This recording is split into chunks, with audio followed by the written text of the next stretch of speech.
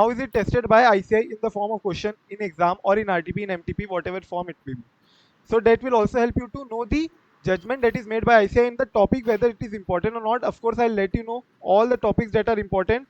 And if I want you to let you know about the exam pattern of May 2023. So each and every line is also getting important. So you don't even have to let go of even a single line. If we come across an NBSC chapter, last topic, there was a difference between AS in versus India's classification. So there are 4 points. So generally, what we'll think, that difference will come for 4 marks directly. But what they asked, out of that 1 point, the second point, other income, what is the difference? So each and every point we have to focus. Getting this?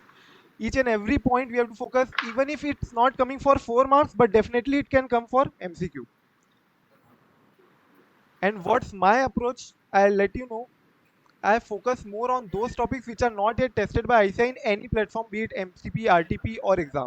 So I'll focus more on those topics, because generally, if ICI tends to get a new paper or new questions on the paper, then those will be the areas that might be tested, right? So this is the book which you will find.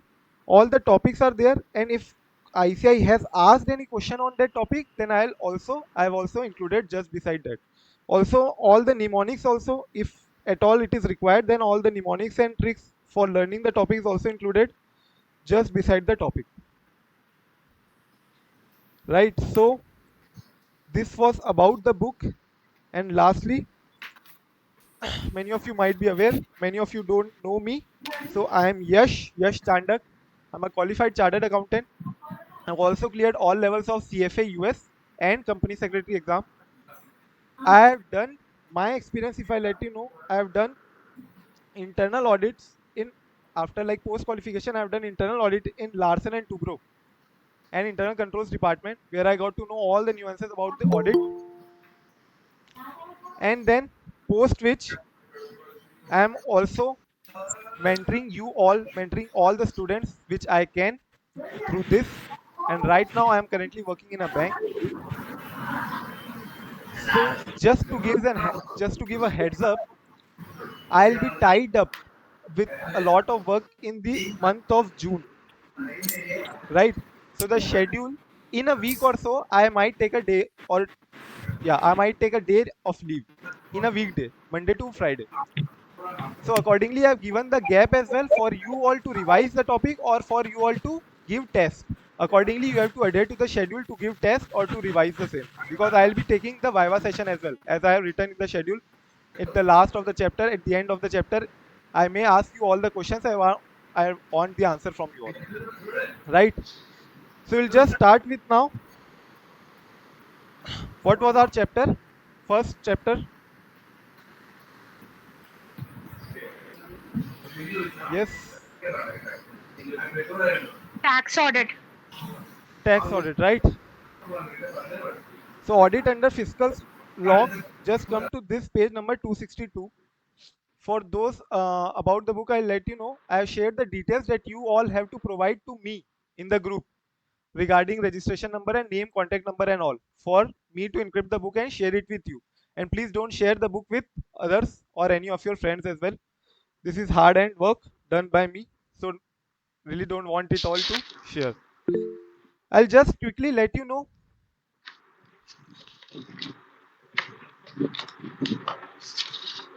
Yes, any doubt? Sony? So I'll just quickly let you know about the chapter and chapter weightage. So we'll be covering all the standards on audit, including SQC, Standard on Quality Control 1. Then audit planning and this chapter 3, risk assessment and internal control. I'll let you know a brief about these two chapters. If you open these two chapters in study material, you'll find a lot of content given in these chapters. So what I have done is, whatever content we are already studying from standards on audit, like in audit planning, we'll be studying a lot of content in 600, SA 300 series, right? So I have removed all those content from this chapter, which we are already studying in standards on audit. Similarly, whatever content we are already studying in SA 315, 300 series in chapter 3 from study material, I have removed those contents from including in this book because we are already studying in standards on audit. And then audit in automated environment. So what I've done is I have classified all the chapters based on colors. You can see the theme of the chapter. So theme wise, I have classified that these four chapters, initially these four chapters are going to be of the same theme, which will be related to standards on auditing, right? Audit in an automated environment is more or less related to the same concepts that we'll be studying in standards, but will be more with respect to the technology or the automation that have built across in the entire industry. So based on that, how will you do now the audit? How will you come across your auditing procedures? Then these three chapters, which I have highlighted in yellow, are again of the same theme: company audit, LODR, and CFS, where we have to study a lot of provisions as in law provisions. So that will be more in respect to the law chapters as well, few of the portions. And then these red highlighted chapters are the ones which we call other audits. So other audits, we call it as other audits, but don't think it like others. Not at all. It is not other source or others. It is the most important part of your entire syllabus. Whatever chapters that can help you score above exemption, if you want to score exemption or more, then these are the chapters that you need to focus. And I'll tell you why this is so. Because whatever you study from this chapter, ultimately standards on audit 4 to 5 question will come. But even if you study the entire standards, still you are bound to make a mistake, still you are bound to forget something or the other. Or even if you do not forget, even if you learn, even if you know the answer, you might not interpret the question correctly, what ICI is asking. But here, what is the case? In other audits, the questions are straightforward. If they want you in bank audit, if they want you to let the answer about the credit card operations, they will straight away tell you, please let us know the audit procedure that is required to check the credit card operations straight away. So the questions are straightforward. You're bound not to make any mistakes in this chapter. So other audits, please do not consider it as others anyway. It is the most important chapter. And then this is the chapter which relates to more with the provisioning law chapter. And then lastly, audit under fiscal law, peer review, quality review, and professional ethics, which we will start with. And again, this relates to same thing. So let's start with, first of all, I'll tell you the weightage. So standards on audit, generally 3 to 4 questions will come. Anytime it can also come 5 questions, right? So I've given weightage of 16 to 20 marks. Then chapter 2 and chapter 3, either a question will come from chapter 2 or either it will come from chapter 3. So 0 to 4 marks. Yes, Ankit shared a gem at the meeting.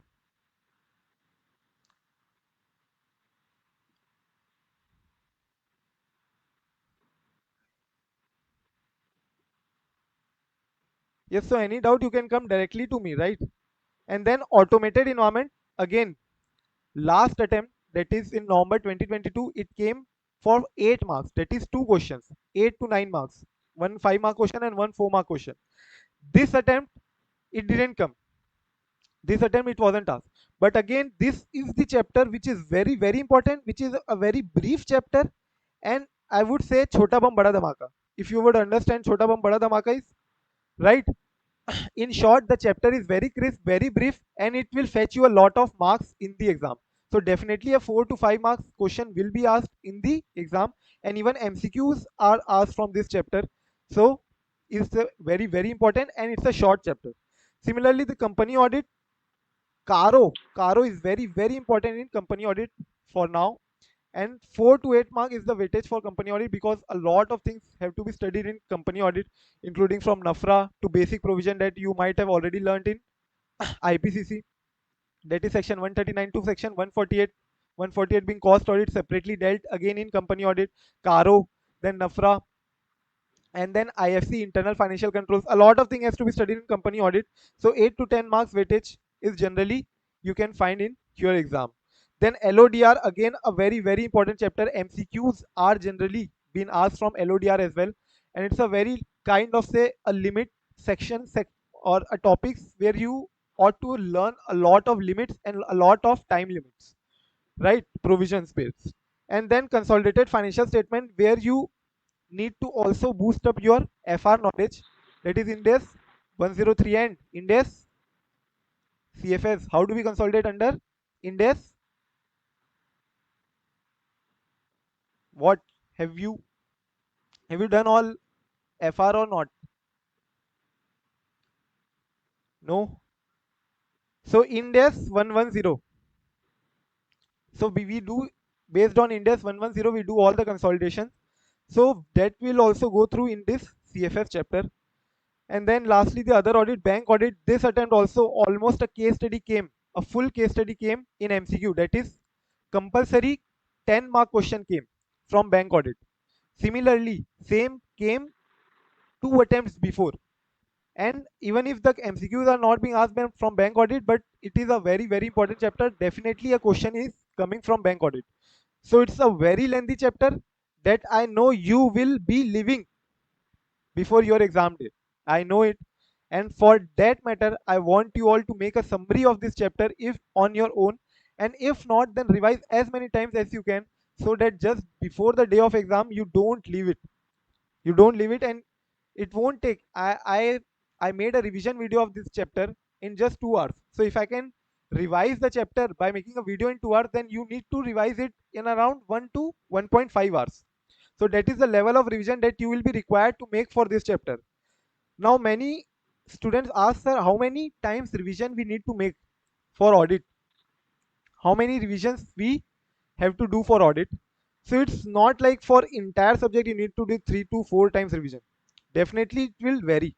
For standards on audit, I might have done 7 to 8 times. Similarly, for bank audit, I might have done for 7 to 8 times. But for professional ethics, I might have done for 3 to 4 times. So that will again depend on the chapter which you are comfortable with, right? So bank audit is a really, really important chapter. Definitely a question will be coming from this chapter, and even a compulsory MCQ can also be asked, right? So you might have known the structure of the paper, right? 70 marks and 30 marks MCQ, and out of these 30 marks, three three you can divide this in three portions: one case study 1, case study 2, and then 10 questions into 1 marks. So case study 1, 5 questions will be asked of 2 marks each. Again case study 2, 5 questions will be asked of 2 marks each, and then 10 question will be asked of 1 mark each. Getting this? So this is the generally the pattern that you'll find in MCQ 30 marks, and then 70 marks, you know the pattern. If not, we'll be going through the November May 2023 paper as well, right, of this audit subject. So that is the level of importance of the bank audit. You need to revise as many times as possible. Similarly for insurance chapter and then NBFC, as I was telling, a in-depth question came from this chapter where they not only tested the topic but the point inside the topic for directly for 4 marks.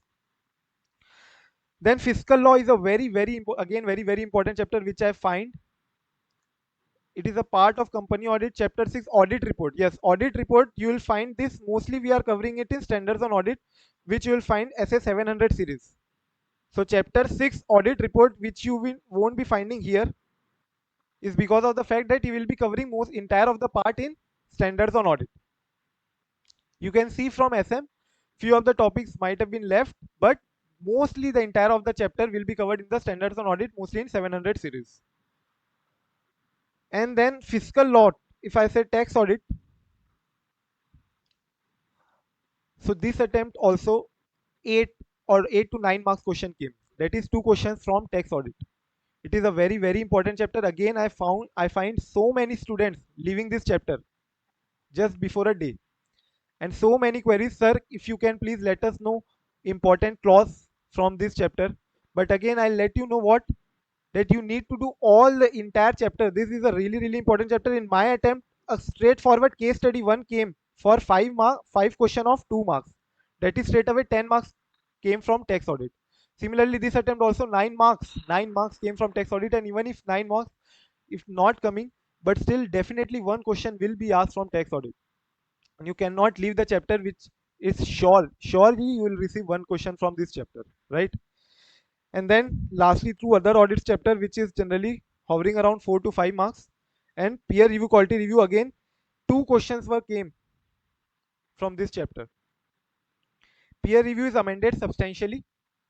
Just last attempt, peer review is the only chapter which got amended substantially, and before that attempt, LODR was the chapter which was amended substantially. So in case anyone is following a book which is an attempt or two old, then you need to focus on these two chapters, which will also be going through with the updated topics. And then lastly, the professional ethics, which will start with after tax audit.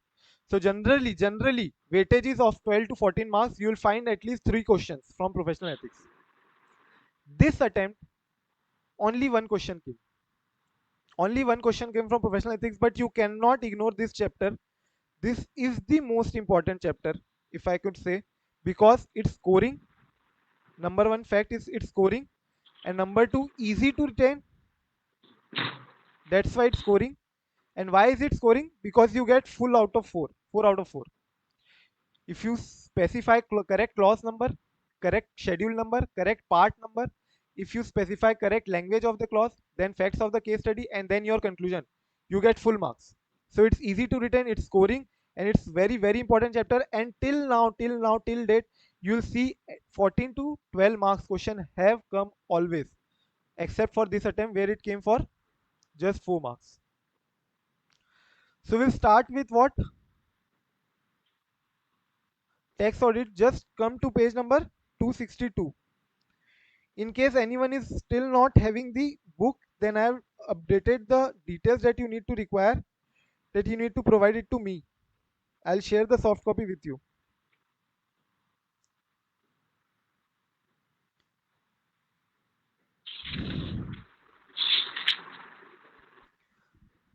So any doubt,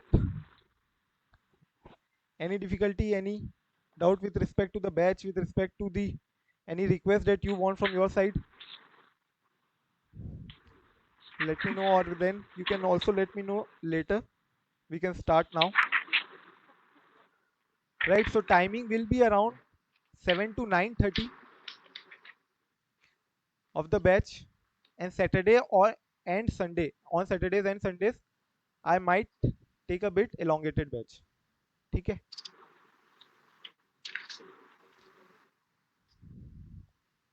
चलो, audit under fiscal laws. So basically, I'll give you a brief about this chapter. Audit under fiscal laws, earlier it was also covered, GST audit was also covered, and mostly tax audit. But now GST audit is not in your syllabus, since GST audit has been taken out of purview of a chartered accountant. Chartered accountant now do not require to certify GSTR 9C, right? So GST audit has been taken out of this syllabus, and we are left with what? Tax audit. So even in the tax audit, apart from tax audit, we also need to cover section 12 audit of public trust and audit under section 35D and 35E. These two are the audits which also need to be covered, which will form 1% of your chapter. And mostly the most important part is the tax audit, 99% important, right? So that is how we are going to see this chapter. We'll start with section 12 and then 35D and 35E, and then we'll start with section 44AB tax audit. So just that before that, I want you to share with me how many of you have done group 2.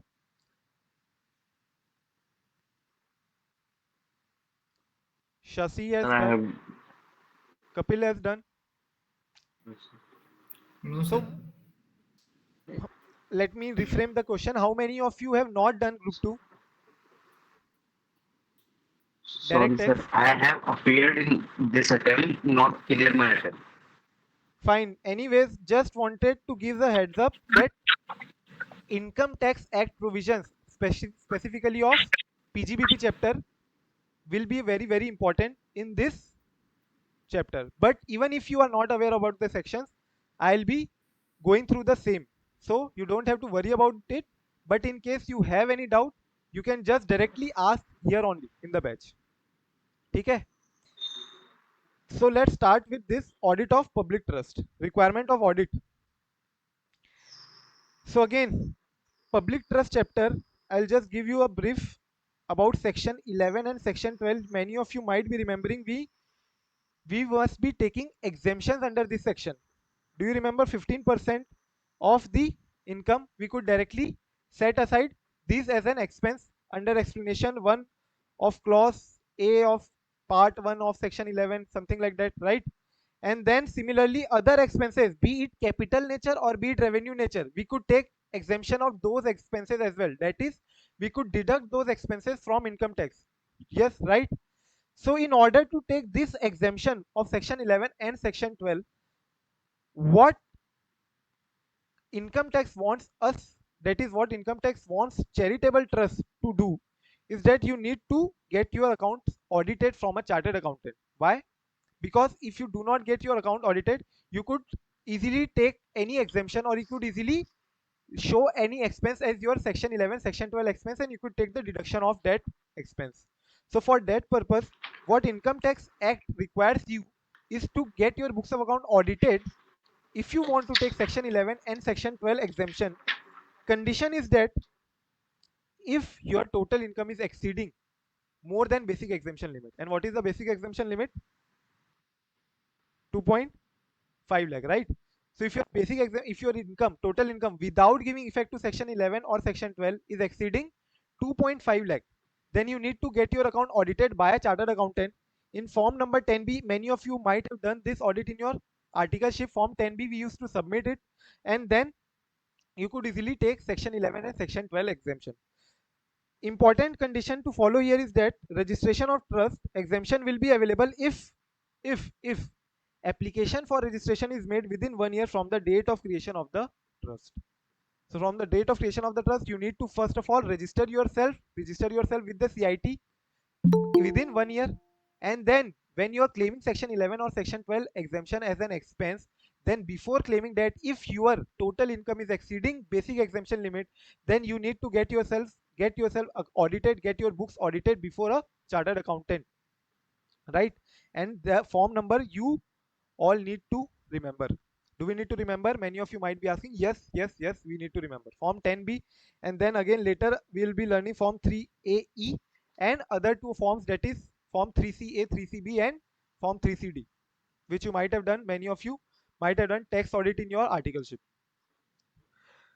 So this was the basic section 12 exemption. That is the only thing that we needed to go through in this topic. Section 12 is over. Condition to registration was what? Application should be made for registration within 1 year from the date of creation of the trust, and without giving effect to section 11 and section 12 if your total income is exceeding basic exemption limit. Then you need to get your books of accounts audited under this section, and with chartered accountant under form 3A, form 10B, form 10B, right? Now important here point to be noted is that if you fail to furnish report, then section 11 and section 12, the expenses which you might have deducted will be added back in your income. And secondly, if you remember this section, section 13 subsection 3, chartered accountants, income tax act, section 13 subsection 3, this told you about the kind of related persons of a charitable trust. Related persons of a charitable trust could be what? Sponsor, trustee, right? HUF of a trustee. If you remember this section 13 subsection 3, many of the related persons were there mentioned in this section. And what it specified was that if you do a transaction with these persons, then the expenses with respect to this person might not be allowed to you under section 11-12. So if you do expense with these persons, which are your related person of a trust, trustee, sponsors, or whatever be the person specified under section 13 subsection 3, then the expense might not be allowed to you. So as a chartered accountant, what you need to do for your audit, you just need to ask the client to declare all these persons, and you can assume it to be correct. That is what this wants to say. The auditor can accept as correct. The auditor can accept as correct the list of persons which is covered by section 13 subsection 3. It is very simple, but just to give a glimpse of this the background I have given. And if at all a question needs to be framed from here, could be a kind of a case study where ICI frames like this, that auditor is not adhering, auditor is not accepting what the management has provided to him regarding section 13 subsection 3 related persons. Who do you think is correct, management or audit? It can be asked as a MCQ as well. It can be asked as a 4-mark question as well, right? So each and every line can be important. You just need to predict what can be asked, right? So any doubt in here? Section 12. We are done with this. Section 12A, No, sir. right? So audit of accounts with respect to deduction under section 35D and 35E. Just come to this. These are the two sections which are given in your tax audit chapter, but there are many other sections as well with respect to 35C, CC, if you remember, 35E, 35D, right? 35 subsection 1, clause 2 with respect to scientific expenditure. So there are many sections with respect to deductions which a entity makes. And now again, what section 35D requires is they have just given a introduction part of section 35D and 35E. So we need to remember only this much part. Setting up of a new industrial unit can be amortized. Anyone, do you know how much is the time period in which we can amortize the expense of section 35D? What is section 35D was with respect to amortization of preliminary expenses. Preliminary expenses, right? Getting the preliminary expenses, that is before the establishment of an industrial unit or before the establishment of unit, whatever expenditure you are making, that whole cost of the project or cost of capital employees plus long term debentures, whichever is lower, 5% of that cost you can take as expense and you can amortize it in 5 years. Just to give a glimpse of the section which is not required, just you need to remember this. For setting up of a new industrial unit, it can be amortized in 5 years. Section 35D. And section 35E was amortization of expense with respect to extraction of mineral oils, extraction of minerals. So again, this can be amortized in 10 years. Important point here is to note that here 34, 35E and 35D, again you can show many expenses under this 35D and 35E. So what income tax act requires you to do is get your books audited by a chartered accountant, right? Get your books audited by a chartered accountant and then you can take deduction under section 35D and 35E. But under section 35E, if you are a company or a cooperative society, then you need not get your books audited under section 35E. That is, you need not get your books audited under Income Tax Act. Why? Because you will be already getting your books of account audited under Companies Act and Cooperative Society Act. You must be remembering what company audit section 139 to 148 company audit is mandatory for all companies. Similarly, for cooperative society as well, in the act itself it is given that audit needs to be done. Although in company audit it is written it is to be done by a chartered accountant or a chartered accountant firm, which is nothing as such specified in cooperative societies. So many of you might be knowing that many lawyers also do the audit of cooperative society. So this is the thing that for section 35E you need to get your books audited under section Income Tax Act. But if in case you are a company or cooperative society, then you need not get your books audited under Income Tax Act. Form number is 3AE. Form 10B was section 12A charitable trust. Form 3AE is section 35E audit. Yes, so we have done these two parts. Any doubt till now? We have done these two parts. No, sir. So let's just now quickly move on to tax audit under section 44AB. So this is the most important part of this chapter. So section 44AB, what is the applicability limit? Quickly, many of you might be knowing. Yes, Avija. Avija, what is the limit of section 44AB?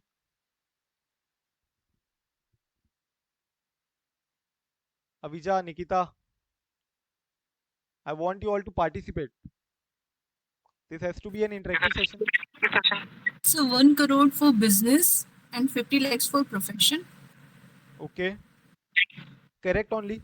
So 1 crore is for business and 50 lakhs for profession. That will see which is coming where, which is coming from where, right? I'll let you know with that 50 lakh limit is coming from where. But 44AB, limit is what?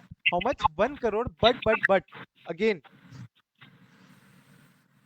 with effect from AY 22-23, the threshold limit, Is increased to 10 crore. yeah. So for threshold for AY 22-23, if you are generating 95% of your total receipts from banking channel and plus 95% of your total expense is done through banking channel, then for that business your limit will be how much?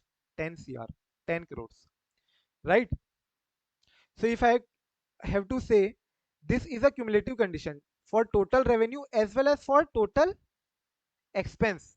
For total receipts, 95% should come from banking channel, and also plus both conditions should satisfy. Total expenditure into 95% should be done from banking channel. Then your turnover limit will be how much? 10 cr. And for generally, normally if the condition is not getting satisfied, then the limit will be 1 crore. Correct? Then carrying on any profession, if gross receipts in the profession exceeds 50 lakh rupees in any previous year, then you need to get your books audited under section 44AB clause B. So 44AB clause A was with respect to business 1 cr. 44AB clause B. And why I'm emphasizing on clause sub clause 44AB, directly we are not studying subsection, directly clauses are there. Under section 44AB there are no subsection, directly clause we will study, clause A, clause B. And we need to also remember this clause A, B, C, D, E, because a question has come one time in the exam with respect to under which clause of section 44AB this audit will be done. Correct? So we also need to learn this clause. 44AB clause A was business 1 crore, 44AB clause B was profession 50 lakhs, right?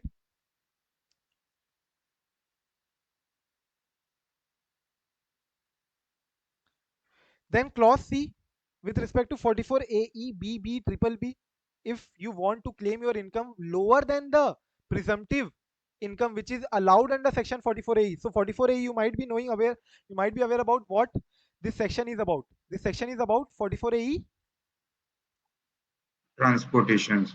Yeah. So if you have less than or equal to 10 vehicles during a year, then you can claim deduction, then you can directly declare your income as 7,500 per month per truck or 12,500 per month per truck, based on low goods vehicle or high goods vehicle, whatever the case be. So based on that you can declare your income. So do we see here turnover? No, we don't see turnover here. We directly declare our income based on the heavy goods vehicle, the vehicle that we have, right? Per month per truck 7,500 or 12,500. So if you want to declare your income lower than this presumptive income, then you need to get your books audited under section 44AB clause C. Then carrying on the profession under section 44ADA, which relates to what? Presumptive income. Presumptive income, which tells you to declare your income exactly equal to, that is more than equal to 50% of your total receipts, right? So if your profession, if you are receiving 1 crore receipts, then you can declare your 50% of the total receipts as 44ADA, under 44ADA income, but the limit under section 44ADA is 50 lakhs, right? So anyway if you want to opt for 44ADA section, then your gross receipts should be lower than 50 lakhs, and then you can opt for 44ADA, that is directly declaring more than or equal to 50% of your total receipts as income. But if your total receipts is more than equal to 50 lakh, then you have to do your audit under section 44AB clause B. Clause B. This. ठीक है? And then 44AD subsection 4. Anyone remember this section 44AD ka subsection 4? 44AD subsection 4. So if you are opting for section 44AD, yes, first of all, what is section 44AD? Presumptive income for business, presumptive income for business, not for profession. Presumptive income for business, you can declare as 8% or 6% of gross receipts, depending as the case may be. I'll tell you, 8% if it is a cash receipts, Yes, and you can declare 6% if it is a receipts from mercantile banking receipt. channel. If your gross receipts is less than or equal to 2 crore, then you can opt for 44AD and directly declare 8% or 6% of your total receipts as income under section 44AD. But when you do so, then Lakshmi, no. Acha, ठीक है, old message. Yeah, so what I was saying is 44AD, if you opt for, let's say, 2021 2022, then for next 5 years you need to declare your income under section 44AD. You need to declare your income under section 44AD for next consecutive 5 years. If in any year you fails to do so, if you fail to declare your income under section 44AD, then from that year till next 5 year, till next 5 year, you cannot take section 44AD. You have to get your books audited under section 44AB clause E if your total income exceeds, if your total income exceeds basic exemption limit. I'll just briefly again tell you, if you are taking section 44AD presumptive income under any previous year, then for next 5 year you need to declare income under section 44AD. But in case if you fail to do so, then from that year, for next 5 year, you cannot opt for presumptive income under section 44AD. You have to get your books of audited irrespective of your turnover, whether your turnover is 50 lakh, whether your turnover is 1.99 cr. Doesn't matter whether you are falling within the presumptive limit or not, turnover limit. Does not matter. If your basic, if your total income is more than basic exemption limit, then you need to get your books audited under section 44AB clause E. Any doubt in this 44AD subsection 4? No, sir. Yes, everyone. No, sir. No, sir. And again, please. Sony, you are saying something? Yes, briefly explain again. Yeah, We can't understand properly. sure. Again, suppose in previous year 21-22, this is the year in which your gross receipts was say 1.5 cr, right? So whether you can Right. take section 44AD presumptive, or you need to get your books audited, first of all tell me that. Can you take presumptive section 44AD, or do you need to get your books audited?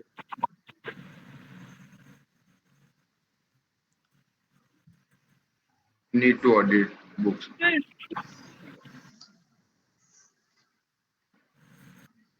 It is less than exemption. So see, Then section 44AB tells you to get your books audited if your gross receipts is more than 1 cr, right? But 44AD, since it came later, this was a discussion that since it came later, this will prevail over section 44AB. This allows you, this gives you the right to take presumptive income section. So if your total receipts or gross receipts is 2 cr, so even if it is more than 1 cr but less than 2 cr, then you can take this 44AD section, 44AD section, presumptive section, and declare your income as 8% or 6% of total receipts. Okay? So 1.5 cr, you can directly declare your income as 8% or 6% depending on the receipts, whether you are receiving it from cash or bank, right? Now, Right. in previous year 21-22, you took presumptive income. You opted for presumptive income. I'll just mute you, Sony, because my voice is only repeating. Just unmute yourself if in case you have any other doubt, right? So I'm just explaining once again. In previous year 21-22, you took presumptive income.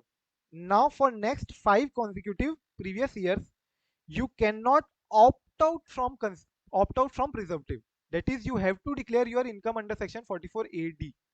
If you fails to do so, or if you opt out from the presumptive income under section 44AD in any next 5 years, then from the year in which you opted out, from that year till next 5 years, from that year till next 5 years, you cannot declare your income under section 44AD. You cannot declare your income under section 44AD. That means what? If you, even if your receipts is 1.2 cr, even if your receipts is 0.9 cr, you have to get your books audited under section 44AB clause E if total income is more than 2.5 lakhs. If total income is less than 2.5 lakhs, then you need not get your books audited under this 44AB clause E.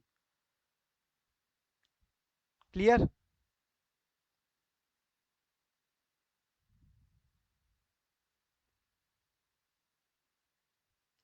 So just mark this point important.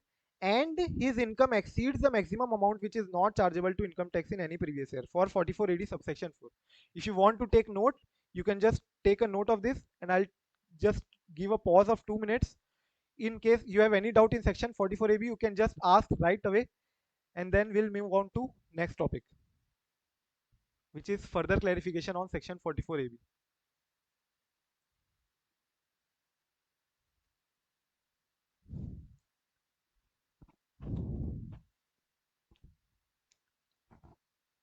Yes, anyone? I'll be asking the questions. Yes, Dhanlakshmi, tell me what was the form in which charitable trust audit was done? Dhanlakshmi.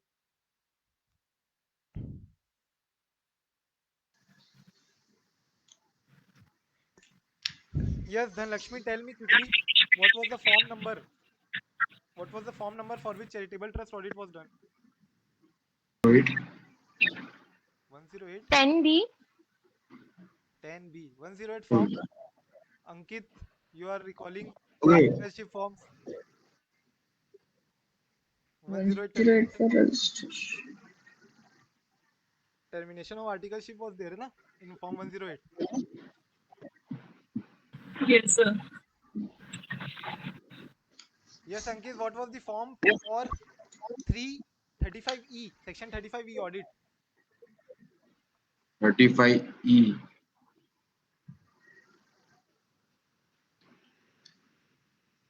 Not recalling, sir. Yes, Avija, Form 3A. form 3AE. ठीक है? चलो.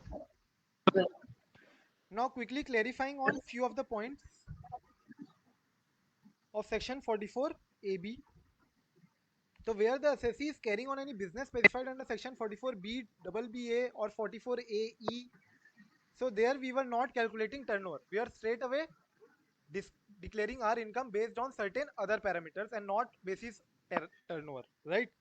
So shall not be included in the turnover. Gross receipts from such business shall not be included in the turnover or gross receipts for determining the 44AB.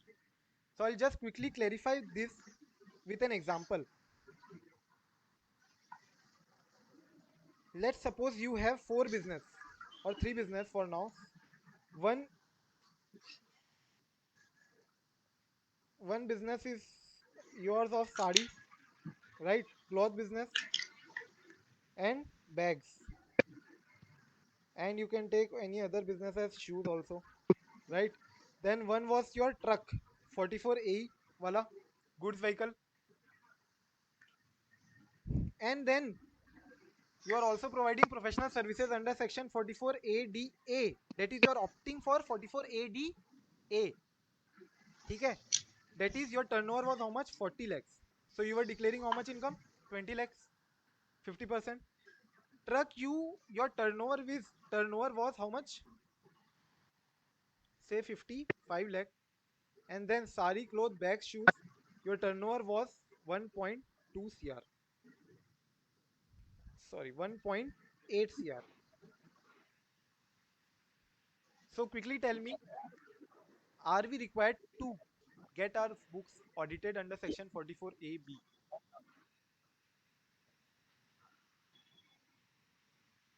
No.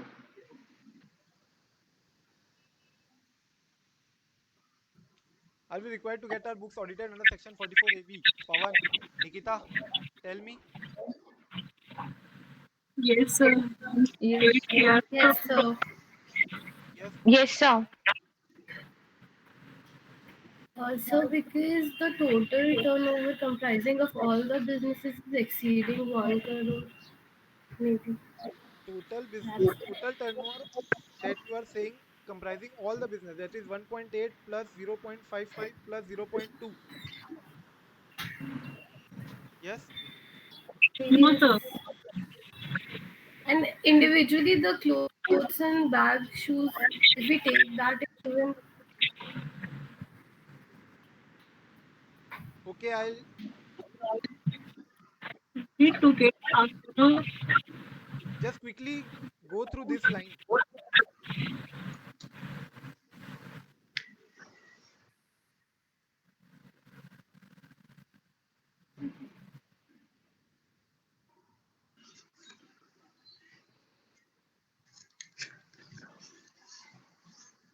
This is not an exhaustive line where they have covered all the sections, but this is the guidelines which has been issued, and based on that I'm telling. Yes, Nikita, what is your answer now?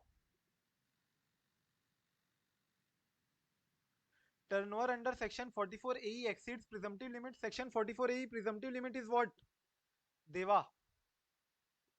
44AE presumptive limit is what? Based on your 7,500 or 12,500 per month per truck. Turnover is not at all a limit there, right? Turnover is not a limit. So this you have to exclude. This you have to exclude from your turnover calculation. Again, 44AD, if you are declaring any income under presumptive section, that turnover has to be excluded. That turnover has to be excluded from your turnover calculation. And now lastly, all the businesses which are of same nature now, that you have to take under section 44AD and check whether can we claim presumptive under section 44AD. So can we claim presumptive under section 44AD? What is the limit for 44AD? Section 2 44AD, crore. 2 crores, sir. 2 crores, right? So can we take presumptive for this business? Yes, sir. Yes. So do we require to get our books audited? No, No. sir. Again, one more thing. Another business which you are dealing with is of commission nature, where you sell Samsung mobile and Samsung gives you commission, and the turnover is 1.2 cr.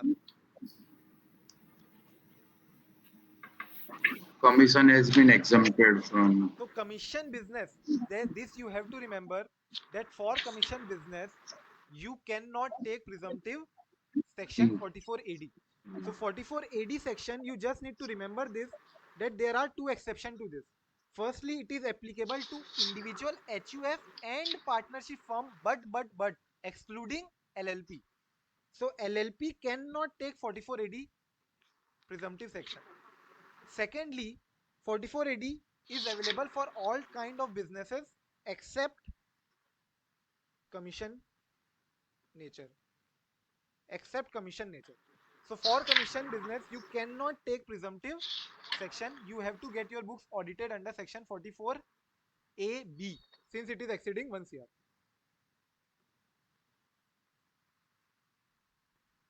Clear, everyone? Yes, sir. Now, what does the second line says? In case audit required under any other law, it shall be sufficient compliance if such person gets the account audited under such law before the specified date. So, what I just want you to give a brief about income tax audit, why at all they are doing the audit, why at all chartered accountant is doing audit under income tax. So, income tax, under income tax, we declare our income based on self assessment or based on assessment done by income tax. Quickly tell me, how do we declare our income? Self-assessment. Self assessment, right? Under any act, right? In India, what is the basic regime is, we generally do what? Self assess and then declare our income, or our, if say GST, then we self assess and declare our receipts, we declare our expenses and turnovers. Similarly, in income tax also we declare self assess and declare our income. But for assessees which are of doing a business of minuscule nature, a business of huge nature, for them income tax department has to assess whether they are declaring their income correctly or not.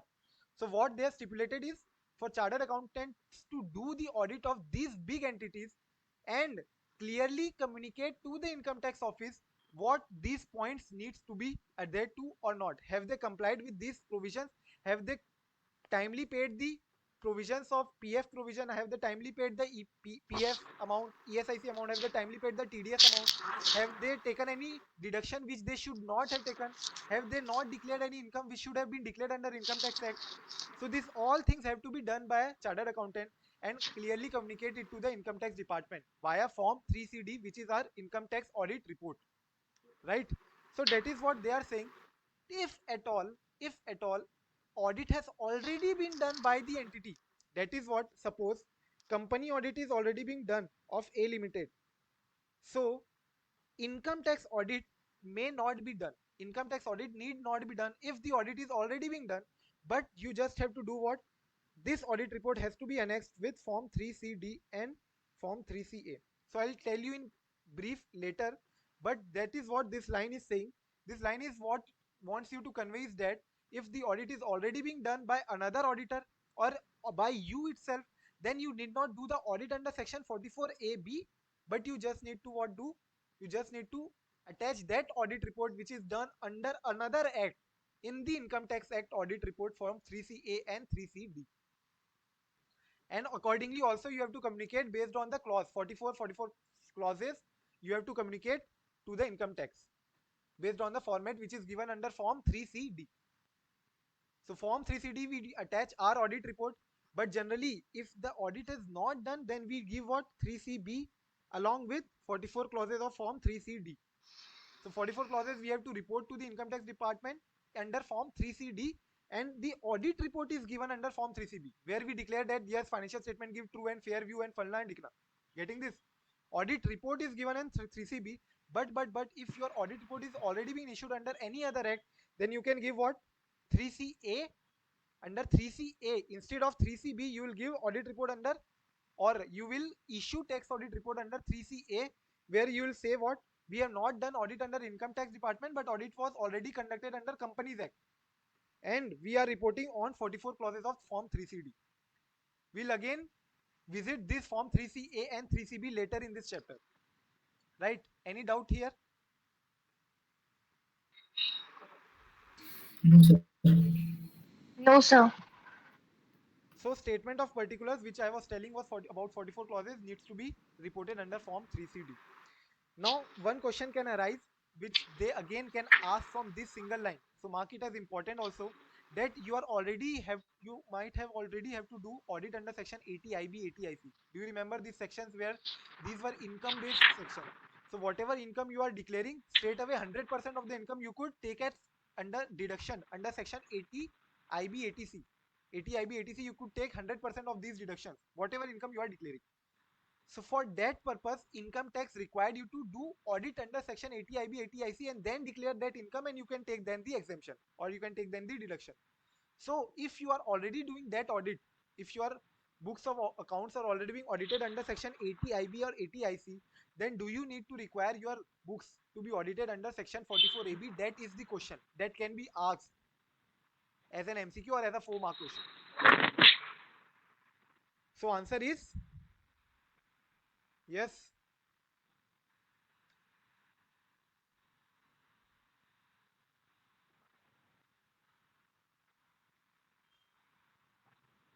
Yes, you need to get your books audited under section 44AB, because section 44AB sets a different parameters based on which auditor has to report under form 3CD based on 44 clauses, whether TDS deducted or not, whether TDS deducted and paid or not, interest on TDS, whether they were claimed penalty as expenses, whether PF, ESIC have paid in due dates or not. All these things have to be reported under this form, statement of particulars in form 3CD. So this has to be done in addition to any other audit that you might be doing under Income Tax Act. Clear? So this can be asked. Mark this as important, which I feel is because you might get confused later. You might Please think repeat. 80IB, 80IC sections, they tell you what, based on the income of infrastructure or whatever business that might be there under section 80IB or IC, you can straight away take the deduction or 50% of the income or 100% of the income, whatever you are declaring. But income tax tells you what to do first: audit of these incomes or deductions, whatever you are declaring under section 80IB IC. So you might say, what, since we are already doing audit under section 80IB IC, we might not do under section 44AB. Just like here, we have done already audited under company audit. But here they are saying that no, 80IB IC is different. Those are income based deduction sections. Even if you are taking deduction and getting your books audited under those sections, still you have to report, you have to get your books audited under section 44AB and report accordingly under form 3CD. Now again, question comes from these points also, important points in guidance note issued by the Institute of Chartered Accountant of India under tax audit, based on turnover. So this gives you the guidance on turnover limits, how you need to calculate. Turnover limit will be relevant for us to calculate. Why? Because we need to see section 44AB limit, 1 crore 44 AD limit, 2 crore 44 AB limit, 10 crores, right? 1 crore, 10 crore, 2 crore, wherever the limits are coming, we need to calculate that. So for that purpose, what do you think discount received at the time of sale could have been deducted from the sales, right? So we can deduct that discount. We need not include that discount under our turnover calculation. So discount given at the point of sale, you can deduct it from the turnover calculation. But later, the discount given in the form of cash discount or in the form of financing nature, those discounts cannot be deducted from your turnover. What do you think is the turnover discount? Turnover discount, whether it is in the form of cash discount nature or whether it is form of the trade discount. So trade discount. Trade discount. Trade Trade discount, right? discount. So that also you can deduct from your turnover calculation. So cash discount cannot be deducted, but discount allowed in the sales invoice can be deducted. Similarly, turnover discount can be deducted. Cash discount cannot be. Now special rebate allowed can be deducted from the sales if it is in the nature of trade discount. But again, if you are providing commission on sales, then those are not in the form of trade discount, right? Commissioning nature or finance nature, then this cannot be deducted from your sales. Now the again important point is price of goods returned. So suppose you made a sale in previous year 2021 and you made a guarantee of 3 years. 3 years guarantee was there. If your product defaults, then you can straight away return the products to us. And in 23-24, the goods got returned to you. So can you return this? Can you deduct this sales return from your sales for previous year 23-24? Yes, sir. Right? You Yes. can deduct this goods return, should be deducted from the turnover even if the returns due relates to any other previous year. So it doesn't matter whether the goods return relates to this previous year or other previous year. What matter is the goods return should be deducted from the turnover. Then sole proceed of any share, security, debenture held as investment will not form part of turnover. Obviously, investment selling, and this will not form part of your turnover because this is not done in ordinary course of your business, right? But again, what they say is if the share, security, debenture, etc. are held as stock in trade, that is, you are an investment company. Your normally ordinary course of business is to what? Do what? Purchase shares and sell shares. Then these are your stock in trade. And then this selling will form part of your turnover and that needs to be included. So quickly tell me now. Question, Pawan, quickly tell me. Excuse me, sir. Yes, yes. Sir, please will you give some examples for special rebate? Point number 2. Special rebate could be kind of, again, a turnover discount or discount if you achieve a milestone, if you achieve a milestone of this nature. But again, there could also be a nature of commissioning nature. That is, if you achieve 2 crore sale, I'll give you what? If you sell my products more than 2 cr, then I'll give you extra 10% commission. So special rebate could be of any nature, which is reflecting in my expense side, PL side. So that you need to assess whether it is of trade discount nature or whether it is of cash discount or commissioning nature. If it is of trade discount nature based on milestone achieved, yes, if you achieve a sale of 10 CR, then on next few products will give you 10% additional discount. Then that could be your that could be deducted. Correct?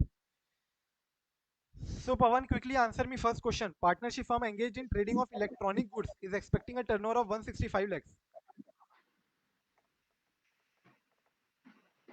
2 CR. So 44 AD, you are saying 44 AD, we can say that under section 44 AD, if we are opting for section 44 AD presumptive income, then we need not get our books audited under section Audit. 44 AB. A. Correct? Deva, quickly answer me. Commission agent is expecting commissioning receipts of 137 lakhs during financial year 21-22. Do we require to get our books audited? Yes. Commission agent is expecting commission receipts of 137 lakhs. Why? Sir applicable नहीं है commission income So पे 44 AD is not applicable to commissioning business. So can you take 2 crore presumptive income, presumptive turnover? No, you can No. only take 1 crore limit, and that is exceeding this. So you need to get your books audited under section 44 AB clause A. Mr. Vishal Raka, owning an agency of Samsung Mobile Limits, expects the turnover of 87 lakhs. Yes, Sony. Are we required to get our books audited? No. No, sir. No, why? Less Because than. less than 1 CR. Yes, sir. So one question you will also find for this, which I expect as important question, based on this turnover, 5% of total receipt or total payments, it should not exceed more than this, right? So one question you will find this in our compiler uh, in this chapter. In case, I'll try to cover it tomorrow, that question. Fine, let's move on to next topic, which is who can be a tax auditor under Income Tax Act. So who can be an auditor under Companies Act? You might be aware.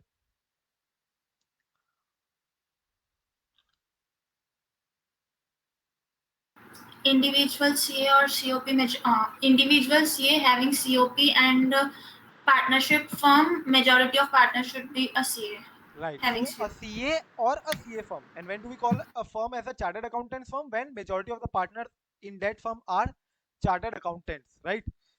Similarly, tax auditor here under Income Tax Act also needs to be a chartered accountant holding a valid certification of practice, right? So who holds a valid COP but does not include, that is who cannot be a tax auditor, and this is what an important portion is, who cannot be a tax auditor. So for companies, any auditor who fails to pass section 41, do you remember section 41 subsection 3, disqualification? Disqualification. So any auditor who is disqualified under Companies Act cannot be an auditor under income tax also for a company assessee. If you are a company and income tax audit has to be done, if I cannot be a qualified person to do audit under Companies Act, then I cannot also do audit under Income Tax Act. Number one. Secondly, for non-company assessee, you have to adhere to the below points which is given under income tax directly. So assessee himself cannot do his audit, right? I cannot do my own audit. In case of assessee being a trust or institution, so any person referred to under section 13 subsection 3 that I told you, right? Related person of the trust, related persons of the trust, they cannot do the audit. In case of HUF, members of HUF cannot do the audit. In case of partnership firm, partners cannot do the audit. Getting this? Because independence might get affected. Then the person who is competent to verify your income under section 139 and section 140, you might be aware about this section which you must have studied in IPCC, section 140, who can sign the income tax of political party, which was given as, if say partnership firm, then partner should be major. Question used to come whether he needs to be a male partner or female partner can also sign the can also sign the return of partnership firm. So both can sign. It doesn't matter whether it's male or female.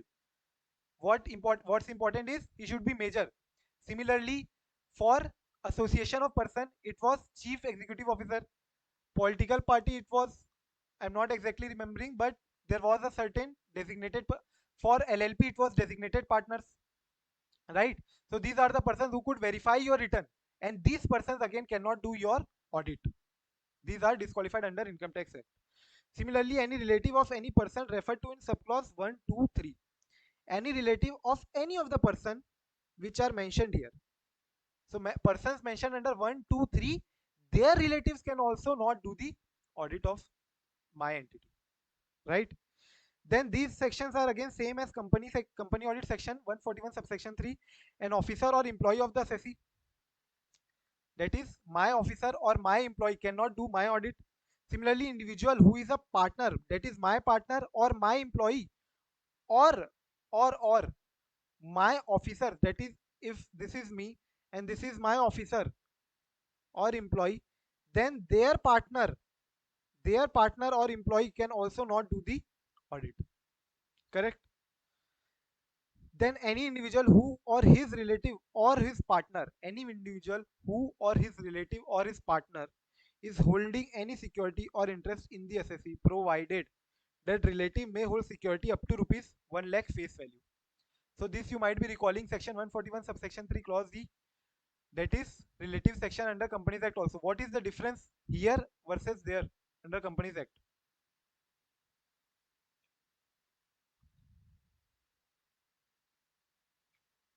Any difference you find in this point?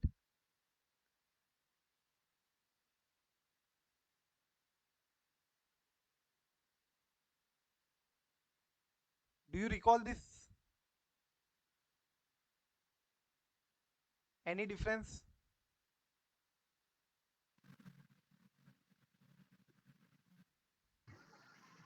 The tax auditor cannot hold even a single rupee of security, That but was a there in the relative can hold.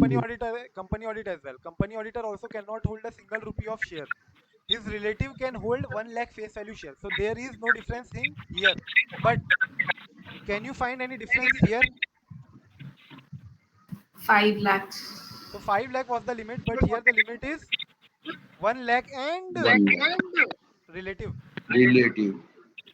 There, what was there? Auditor can be indebted up to 5 lakh. Auditor or his relative provision also includes auditor as well, right? So 5 lakh was the limit and auditor was also covered. But here auditor cannot have a single rupee of indebtedness, not even 5 rupee. Correct? Again, guarantee or provided any security in connection with indebtedness of any third person to the assessee, provided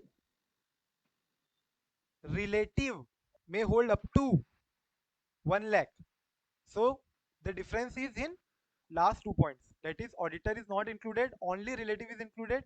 And secondly, limit is not 5 lakh, but limit is 1 lakh. So 1 quickly lakh. tell me, tax audit of A Limited, auditor, auditor's relative, auditor's relative is indebted for 2 lakh. Not eligible. Auditor's relative is indebted for 2 lakh. Quickly tell me the answer. Not eligible for tax audit. It exceeds 1 lakh. Again, quickly tell me the answer. Deva, Krupali, Nikita. Not eligible. Indebtedness exceeds 1 lakh rupee. Are you sure? Yes. Yes. Again, see, No, he's eligible, sir, because it is A limited, it's a corporate. tax audit of a company. He's So what is the limit for a company? Assessee being a company.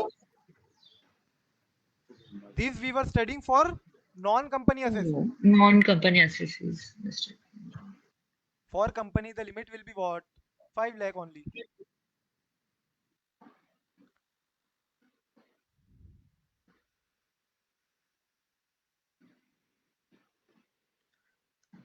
right? And then again, these last 2 points are also related to those 2 points given in the Companies Act, right? So I tried to fool you and you got fooled. So what I want you to focus, right? Focus like a laser beam.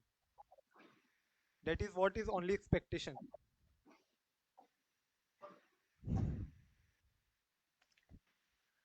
Tax auditor can be conducted either by the statutory auditor or by any other chartered accountant in practice. This we know. Whether the company auditor can be a tax auditor, whether the company auditor can be a tax auditor. That is, I am doing company audit for A Limited. Now again, A Limited tax Yes, audit sir. can I do? Yes. Yes, Yes, statutory sir. auditor or by any other chartered accountant practice that he can also do the audit. Schedule 1 Part 1 clause 8 that will separately revisit, which relates to what? That before accepting any new audit, you first need to communicate with the previous auditor what is the circumstances because of which he is leaving your firm and coming to me. I need to reassure myself whether the client is independent, whether the client is honest enough, or integrity is at what level, and why, what is the reason why the client is coming to me and not getting accounts audited from you. So schedule 1 part 1 clause that deals with this, that you need to communicate with your previous auditor, which here also states that yes, communication with previous auditor when making the inquiry from returning auditor, member accepting the assignment should find out क्या कोई whether there are any professional or any other reason for not accepting.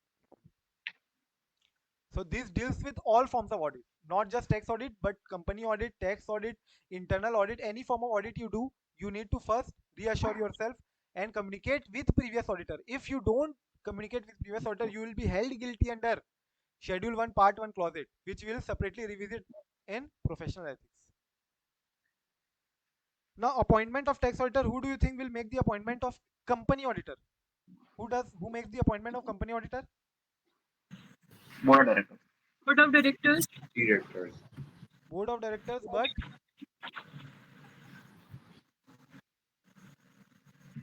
Members in name. Shareholders. under what circumstances board of director does the appointment? First audit. During designation of auditors. First auditor, and again, but mostly the auditor will be appointed in the AGM, right? Who decides the remuneration of auditor? Board of Shareholder. directors. BOD or shareholder? Initially BOD and then finally approved by shareholders. Can Shareholders. BOD can BOD decide the shareholder remuneration of auditor? No, so without the approval of shareholders can't decide. Under one case it can. Shareholders can designate the power to board of directors to decide the remuneration. No. Shareholders can't simply delegate their duty to BOD, which is mandated by an act. BOD Act itself specify BOD can specify the remuneration of auditor under one case for company auditor. First auditor. First auditor. And that too, first auditor. How the first auditor is appointed? By the Board of Directors. Within 30 days of incorporation. Within 30 days of incorporation By of the BOD. And if company. BOD does not do the auditor's appointment within 30 days of incorporation, Then within 60 days, they have to BOD. send to 60 days. EOGM. shareholders. So AGM. if auditor is appointed by EOGM, that is by shareholders, then that remuneration has also be to be approved by the shareholder only. Only in case the first auditor is appointed by BOD, then only the remuneration of that auditor can be decided by BOD. Clear?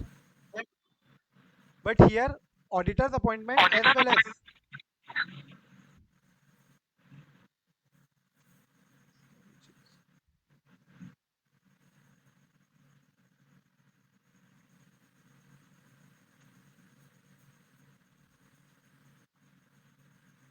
ठीक है, auditor's appointment. Who does the auditor's appointment? Board of directors. Clear?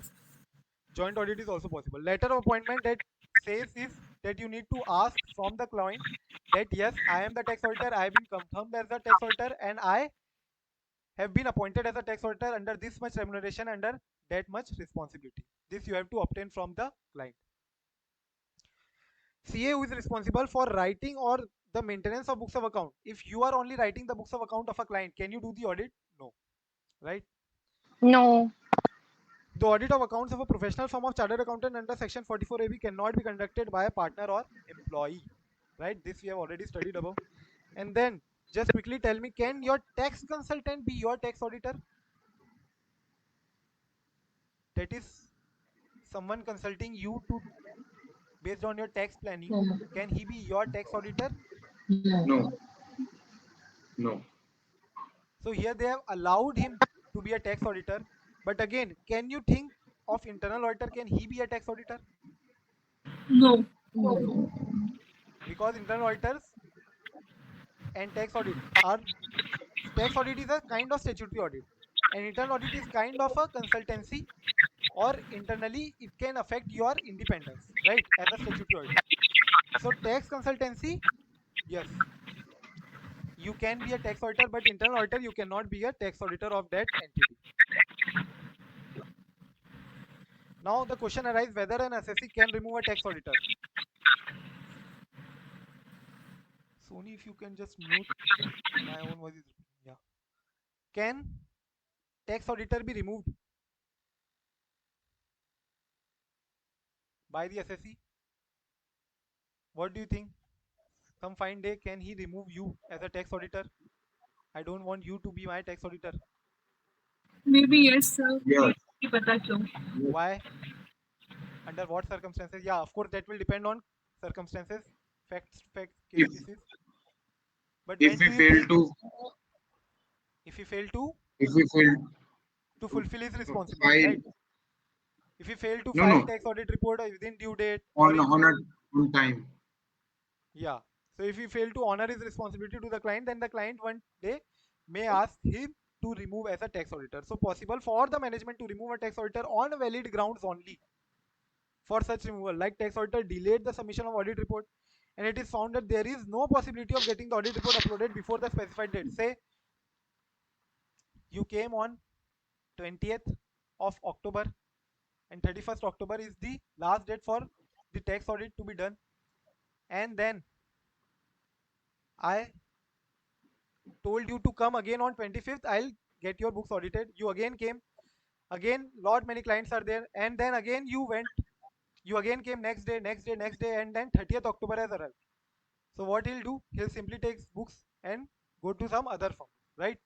So that is what they are saying, that if there is a possibility that the books of accounts cannot be audited, or if there is a delay in the submission of the audit report, then yes, you can be removed as a tax auditor by the assessee or by the management. However, tax auditor cannot be removed on the ground that he has given an adverse audit opinion.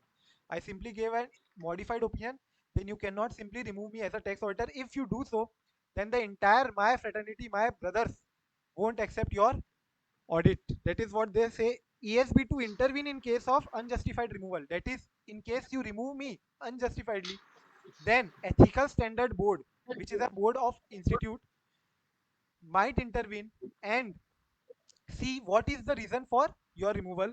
And in that case, if there is an unjustified removal, then no other CA should accept the audit, right? Now specified date and tax audit, I have already communicated this. What is the specified date for tax audit? 30th September. 30th September. Form for tax audit, I've told you. 3CA 3CA. So 3CD will be your statement of particular, and your audit report will be furnished in form 3CA or 3CB. 3CB. 3CA when your entity is already audited under any other act, and 3CB when it is not yet audited by under Not any been other act, audited anymore. right? So quickly just go through this.